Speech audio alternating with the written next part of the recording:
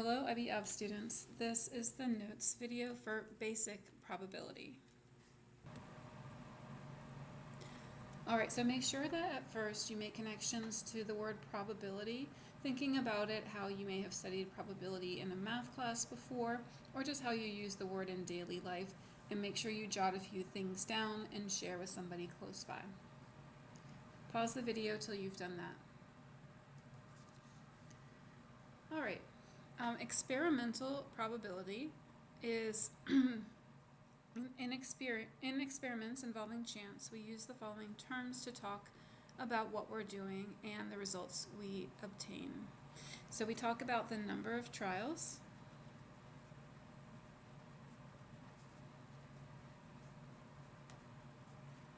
and that's just the total number of times the experiment is repeated. So for example, if I wanted to see how many times I could get doubles on dice, then the number of trials would be how many times I threw those two dice to see if I got doubles. The outcomes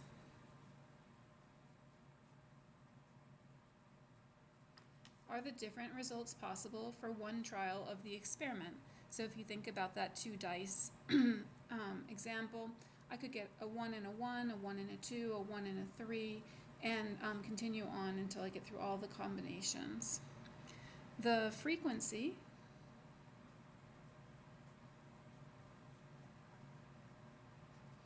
of a particular outcome is the number of times that outcome is observed. So if I'm looking for the outcome of doubles, then that would be observed 6 times because there would be 6 ways. However, if I throw the dice and I don't get all 6, then it wouldn't be 6. The frequency would be the number of times that I do get those doubles. The relative frequency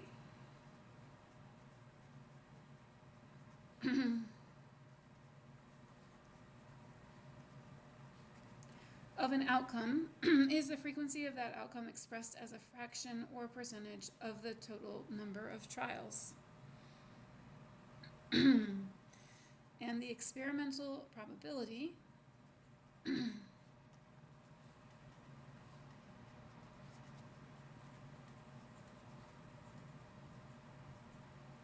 is the relative frequency.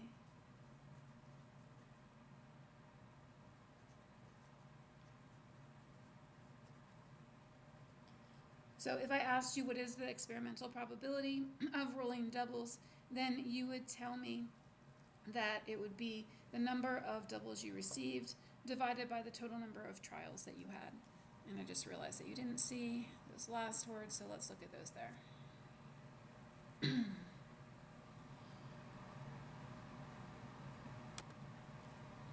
So here's another example. A small plastic cone was tossed into the air 279 times, and it fell on its side 183 times, and on its base 96 times. And we say that the number of trials is 279. That's the number of times we tossed it. The outcomes are side and base, and the outcome for side was 183, and the outcome for base was 96. The frequencies of the side and base are going to be the probability that they happened experimentally. So the side happened 183 times out of 276 trials, and the base happened 96 times out of 279 trials. I think I said the wrong number here, but you get me. So in this case, the probability that it's going to land on the side is 0.656. You might think of that as 65.6% chance that it would happen, but we're going to write it as a decimal. And the probability it lands on the base is 0.344, which again, you might think of it as a 34.4% chance it will land on the base, but again, we write it as a decimal. All right, the table below shows the number of short-term visitors coming to Australia in the period April to June of 2018 and the main reason for their visit. So here's the reasons that they would visit. In May, the number of people coming for that reason, May's here, April's here, and June is here. These would be the total visitors that came in April, total in May, and total in June. So estimate the probability that a person who visits in June is on holiday. So we have to find the people who visit in June here. And here's your total of people who visited in June. Okay, so the total of all people who visited in June is 308,300. And of those, the ones that were on holiday is this number right here, 156,500.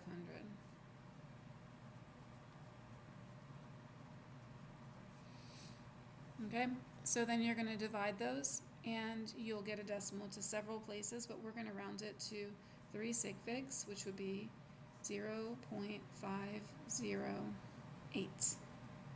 All right, pause the video and try the next ones before you continue.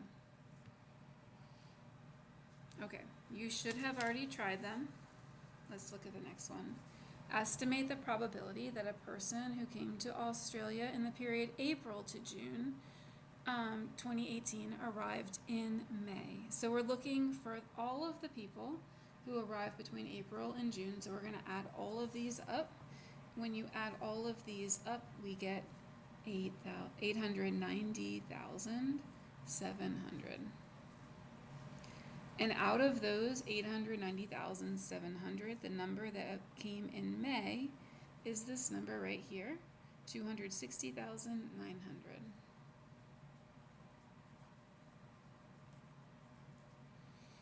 All right, and then to 3 sig figs, this gives us 0.293. Now we should be writing these as probabilities as well. So like in the front, you could write this one.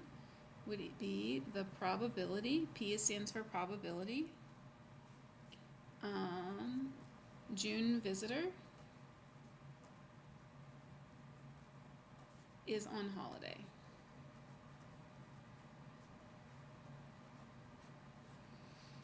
All right, and then this one would be the probability, I forgot to put the P, probability that an April to June visitor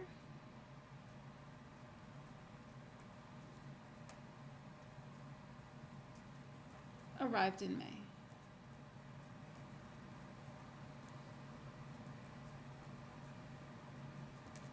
So the P stands for probability, and in the parentheses is what we're finding the experimental probability of. Lars arrived in Australia in April, May, or June 2018 to visit his brother.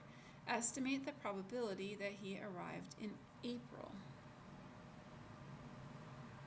So this time we know that he came to visit his brother, and so he's going to be in this group here. So if we add all these up, we'll find our denominator. Let's start by writing the probability. I should have done that first before. So probability that Lars arrived in April.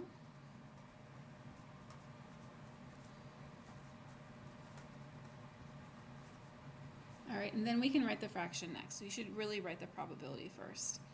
All right, so we're looking at these up here. These are the people visiting friends, and that we add these three together to get our denominator of 190,100.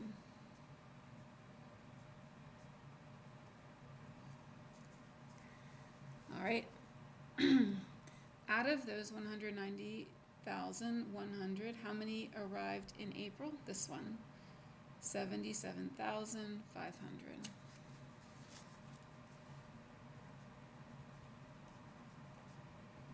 And then you'll get your answer to 3 sig figs.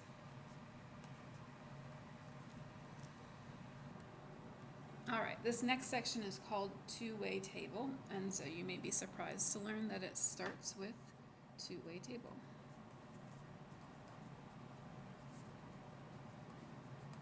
So two-way tables are tables which compare two categorical variables. For example, teachers at a school were asked which mode of transport they used to travel to school. Their responses are summarized in the table below. The variables are gender and mode of transport. So at this school, they had only male and female teachers. They didn't have non-binary teachers, and teachers only traveled by car, bicycle, and bus. And so you can easily see how many male teachers there are, how many female teachers there are, how many altogether take a car or a bike or a bus. So totaling these roles is often helpful. This one right here says that 13 female teachers catch the bus to school. The two-way tables are also called tables of outcomes.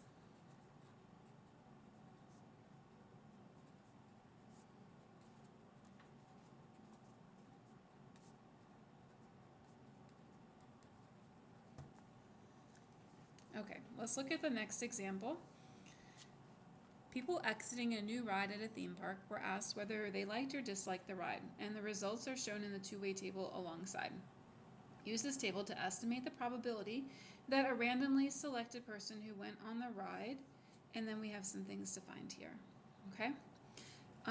So you have child who liked the ride, child who disliked the ride, adult who liked the ride, and adult who disliked the ride. It can be helpful to total these so that we know that we have 72 children and we have 58 adults.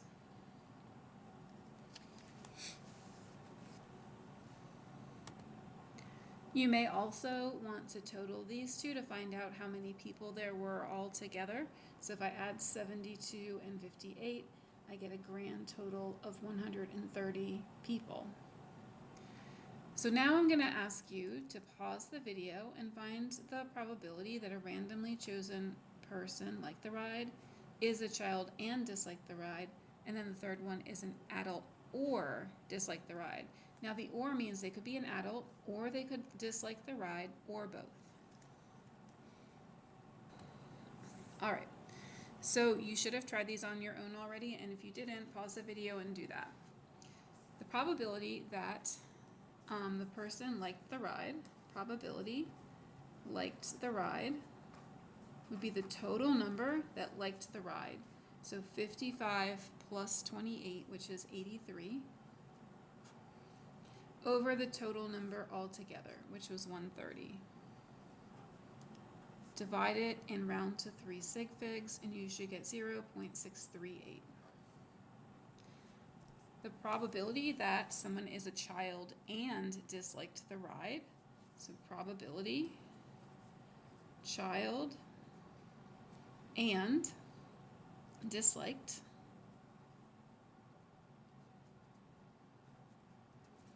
Let's see, so we have child and disliked. It's going to be 17 out of everybody, 130. And that's going to give you 0.131.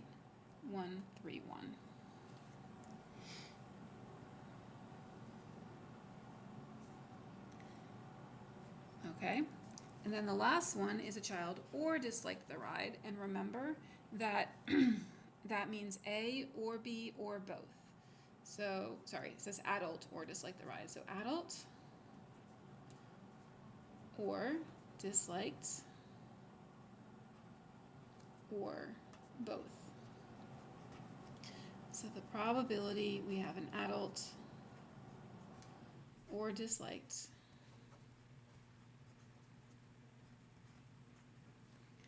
is going to be all the adults plus the children that disliked the ride. So 58 plus 17 over everybody, 130. And that's going to give you 0.577.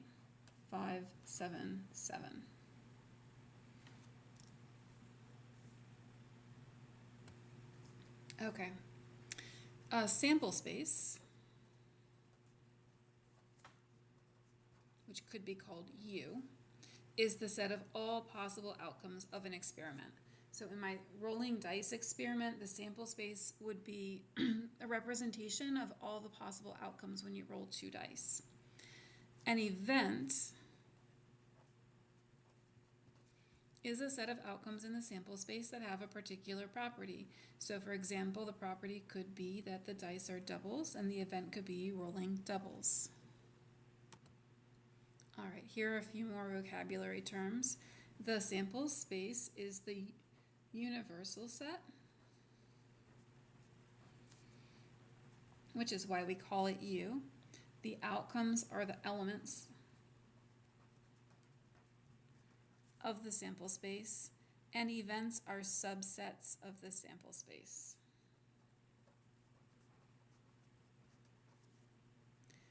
So we list the outcomes in the sample space, and the events using set notation.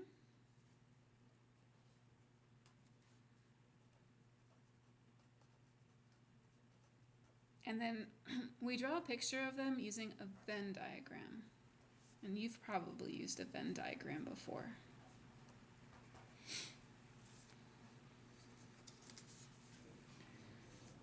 All right, two events are complementary if exactly one of the events must occur.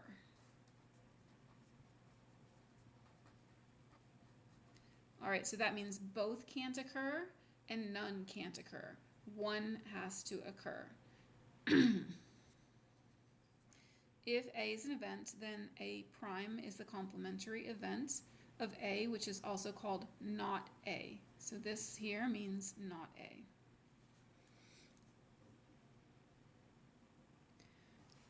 When an experiment involves more than one operation, we can still list the sample space, but it's more efficient to illustrate the sample space on a grid or tree diagram.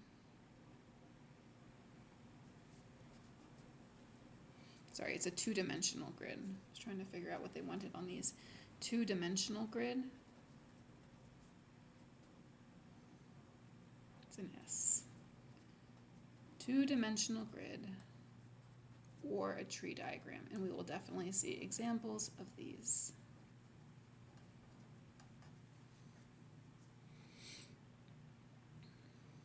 Okay, a normal six-sided die is rolled once. Let A be the event that a prime number is rolled.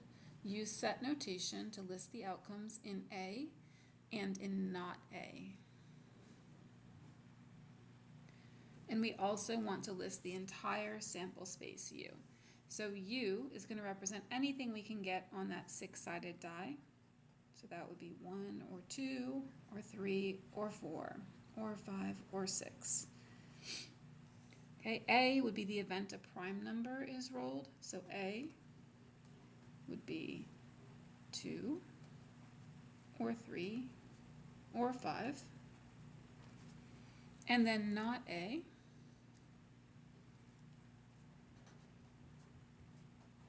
would be 1 or 4 or 6.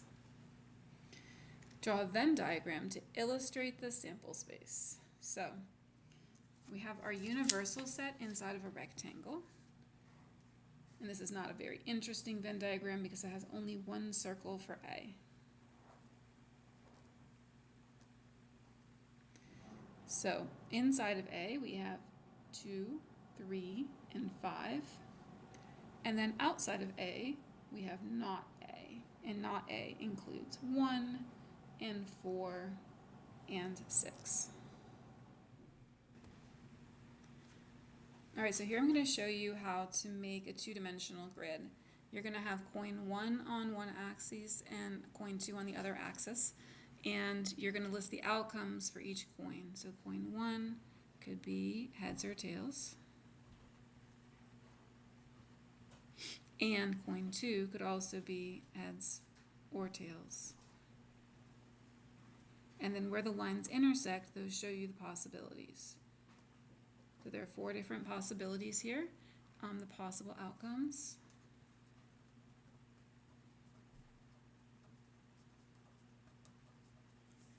Are at those intersections. So they would be heads, heads, which intersects right here.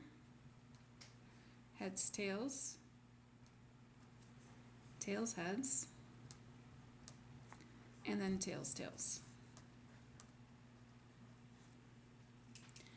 Another way to show these is with a tree diagram. And so in the tree diagram, the first set of branches would be for coin 1. Coin 1 could be heads or tails. And you label it coin 1 on top. And then the second set of branches would be for coin 2. So from each of these, you have another set of branches for coin 2. So after you get a first heads, the second one could be heads or tails. After you get a first tails, the second one could be heads or tails. And again, you can see your possible outcomes by following the path.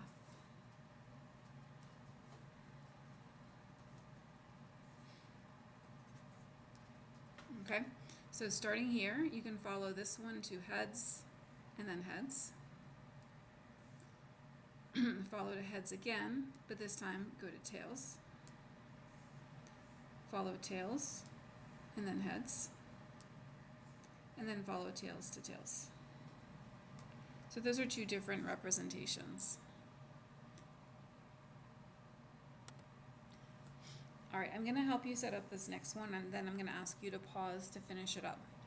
It says, use a tree diagram to illustrate the possible outcomes when this spinner is spun 3 times. Highlight the outcomes corresponding to the event obtaining blue twice.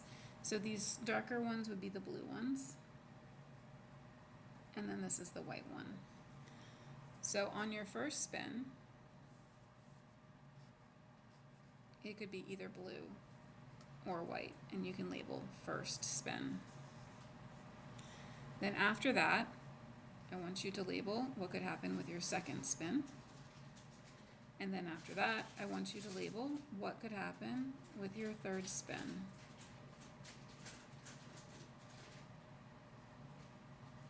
So second, and then third. And then I want you to use what you've labeled here to list all the possible outcomes.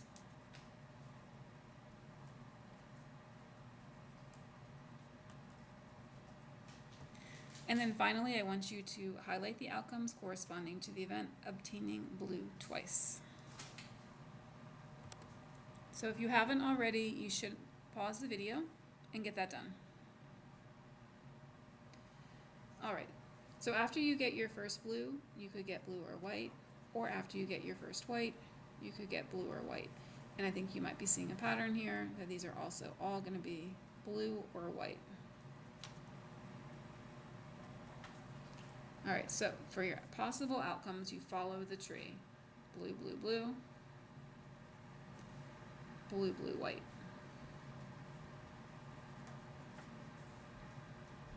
Blue, white, blue. And blue, white, white.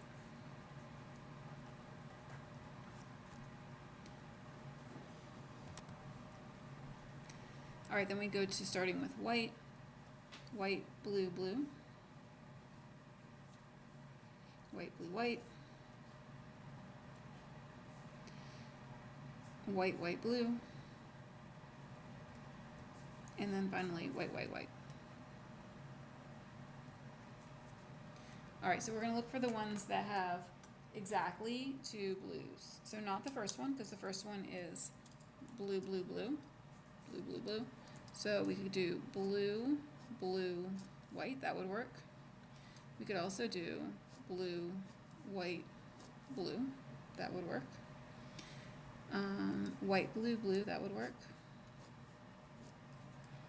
And I think that's it. Let's just double check that there's only 3 outcomes with 2 blues. That one,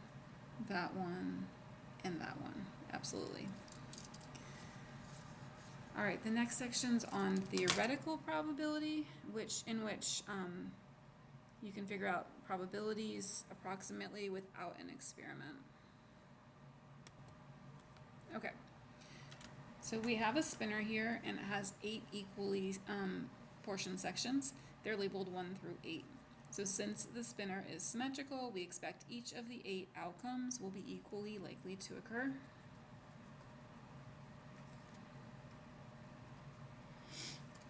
And we can say the theoretical probability of any outcome is 1 in 8, or 1/8.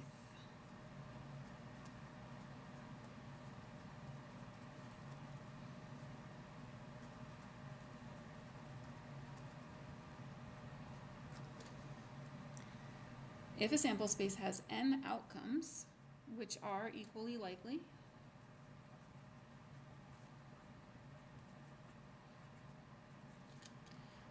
when the experiment is performed once, each outcome has the probability of 1 over n occurring.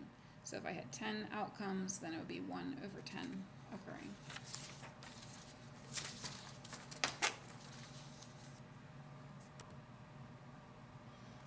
So an easy way to think about the theoretical probability is the probability would be the number of outcomes corresponding to A, or the number of successful outcomes, over all the possible outcomes in the sample space. And the probability of something happening plus the probability of it not happening would add up to 100%, which it would be 1 as a decimal. Let's look at 6. A ticket is randomly selected from a basket containing 3 green, 4 yellow, and 5 blue tickets. So you're going to find these probabilities. I'm going to just do the last one, and then I'll have you go back and do the others. Probability of getting a green or yellow or blue ticket would be the number of green, yellow, and blue tickets, 3 plus 4 plus 5, over all the tickets that they have. So 3 plus 4 plus 5, which is going to give you a 100% chance that you get that, which is a probability of 1. So 7, 12 over 12, which is 1. We can write that as the probability green U Y U B. So pause please and find these probabilities and then check your work. All right, going back to A, probability of green is the number of green, 3, over all the tickets, which you should always write as a simplified fraction or a decimal. Probability green or yellow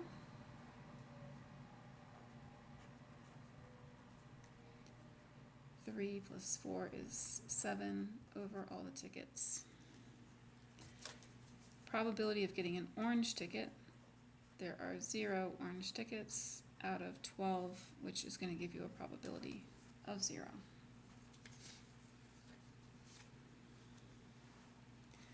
All right, another probability question here, and you should try these again. Pause the video, try them, and then check your answers.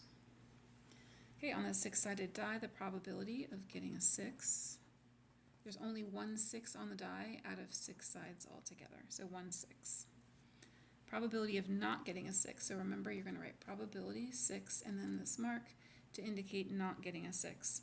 There are 5 numbers that are not 6 out of 6. Probability of getting a 1 or a 2. There are 2 numbers out of 6 possible outcomes, and simplify your fraction to 1/3. All right, probability of not getting a 1 or a 2. Okay, probability of not getting a 1 or a 2, so there are 4 numbers that are not 1 or 2. So 4 out of 6, which would be 2/3. Okay, again, try number 8 before you watch the video. Pause the video. Use a 2-dimensional grid to illustrate the sample space for tossing a coin and rolling a die simultaneously. So you should put the coin on one of the axes and the die on the other, and it's really fine if you chose different axes than me.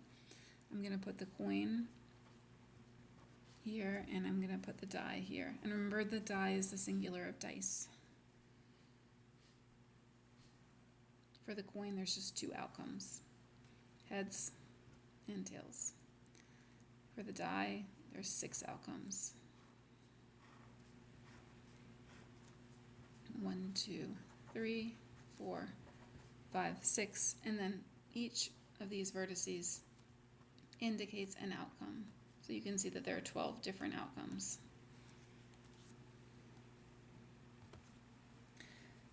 And then you can list the 12 outcomes in your sample space.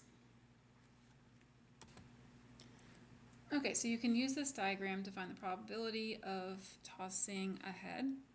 So there are 6 situations where you get a head on the coin out of 12.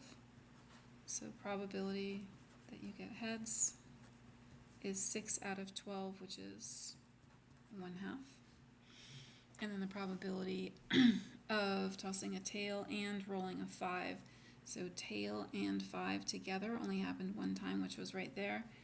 Probability tail and 5 is 1/12. And then the probability of tossing a tail or rolling a 5. And remember that in probability, the or means one or the other or both. So probability of tail or 5. There are 6 tails, and then this one has a 5, but we already counted it. This one also has a 5, so I would have 6 plus 1 more out of 12, which is 7 out of 12.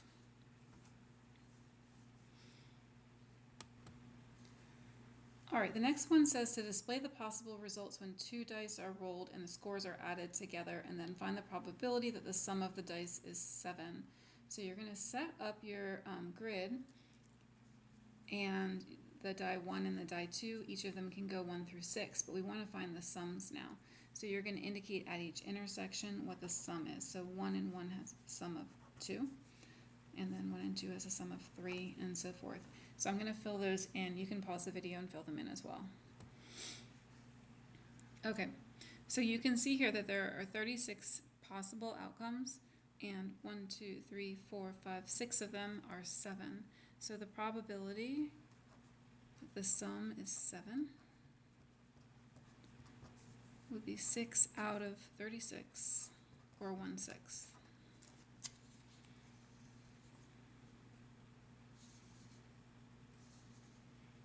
Okay, number 10. In this Venn diagram, the universal set U is the children in a class, and each dot represents a student. The event B is that a student has blue eyes. Find the probability that a randomly selected child has blue eyes and then does not have blue eyes. All right, so this set has 8 children, and this set has 15 children. So altogether, there are 23 children. So the probability of blue eyes would be 8 out of 23, and the probability of not blue eyes is 15 out of 23. All right, so now we're finally going to get to a Venn diagram with 2 circles. In a class of 30 students, 19 study physics, 17 study chemistry, and 15 study both of these subjects. So we're going to display this on a Venn diagram. So we'll have a circle for students who study physics, and a circle for students who study chemistry. And we can put 15 in the middle because 15 students study both. Now I can't put 19 here and 17 here because that's going to add up to more than 30. So to rethink that, I already have 15 studying physics in the middle and a total of 19 study physics. So I only need to put 4 more over here to make a total of 19 students that study physics.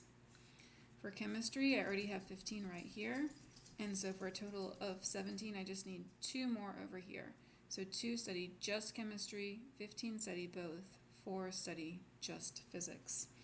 Now I'm going to add this up, and I have 21 students accounted for, but 30 altogether. So you're going to subtract these 21 students from the 30 total to get that 9 students don't take physics or chemistry. And then you can use this Venn diagram to find some probabilities. All right, probability that a student studies both subjects is going to be these 15 students in the middle out of the 30 students altogether. So 1/2. The probability that they study at least one, so that would be physics or chemistry or both, and you add all those up to get 21 out of 30, which simplifies to 7/10.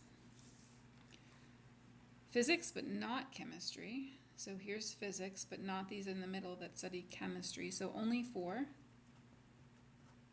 out of 30, which is 2 out of 15.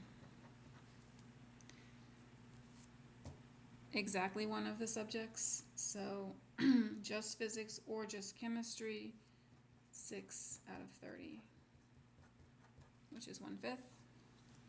And then neither subject. And these are these 9 people over here.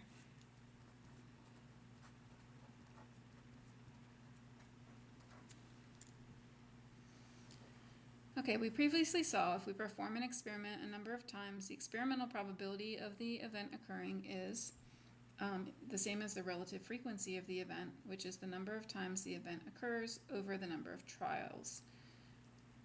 Rearranging the equation, we can get to the number of times the event occurs is equal to the experimental probability times the number of trials.